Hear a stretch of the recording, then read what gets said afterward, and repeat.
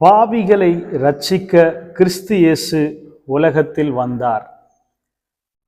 1 தீமோத்தேயு 1:15.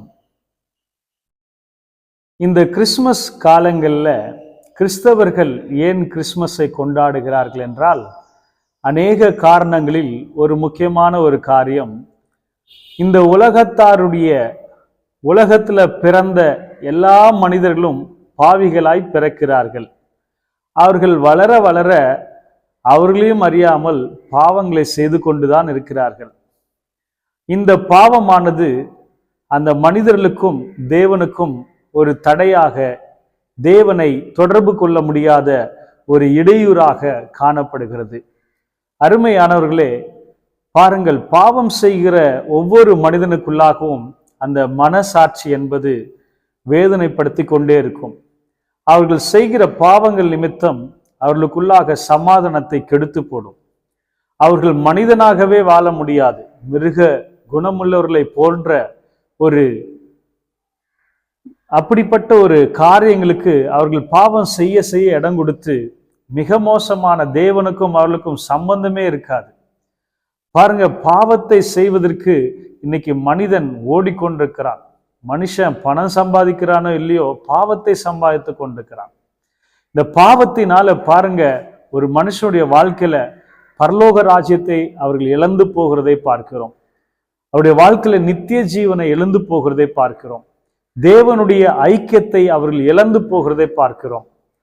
அருமையான தேவ பிள்ளைகளே, யார் ஒருவன் இயேசு கிறிஸ்துவை உண்மையாக நேசிக்கிறார்களோ, தேவனை உண்மையாக தேடுகிறார்களோ, அவர்கள் நிச்சயமாகவே அந்த பாவங்களுக்கு அவர்கள் இடம் கொடுக்க மாட்டார்கள். காரணம் என்னவென்றால், இயேசு கிறிஸ்து நம்ம எல்லாருக்காக அவர் தன்னுடைய உயிரை கொடுத்தார்.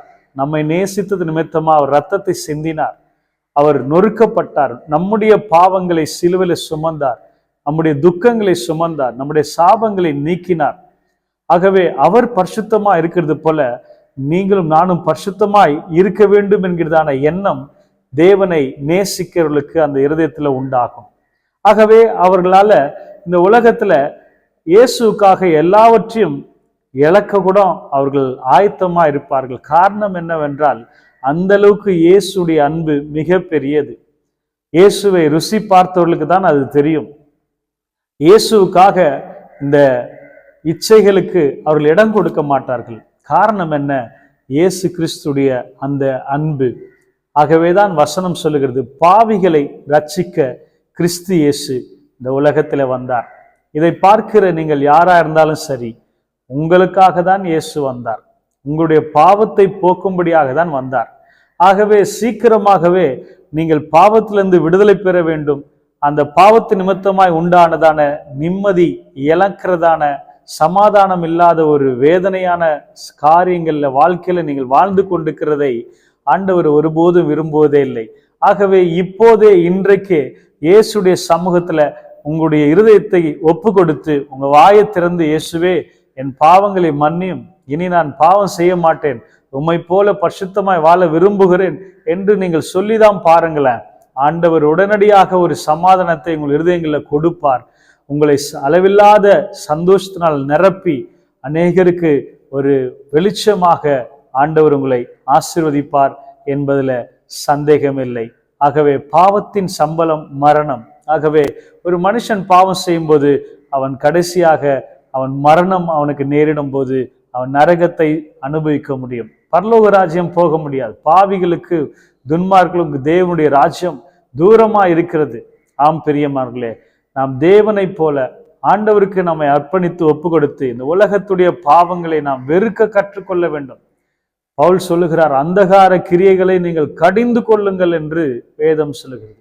ஆகவே கர்த்தருக்கு நம்மை அர்ப்பணிப்போம். அளவில்லாத சமாதானத்தை, சந்தோஷத்தை, தைரியத்தை, நிம்மதியை நீதியின் பாதையில பெற்றுக்கொள்வோம். கர்த்தர் நம்மை ஆசீர்வதிப்பாராக. ஆண்டவரே, இந்த கிறிஸ்துமஸ் காலங்களில் ஆண்டவரே, இந்த உலகத்தாருடைய பாவங்களுக்காக நீர் சிலுவையை சுமக்கும்படியாக வந்தீர்.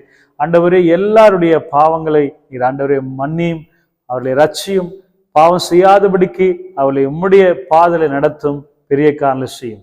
இயேசுவின் நாமத்தில் ஜெபிக்கிறோம் நல்ல பிதாவே. ஆமென். God bless you.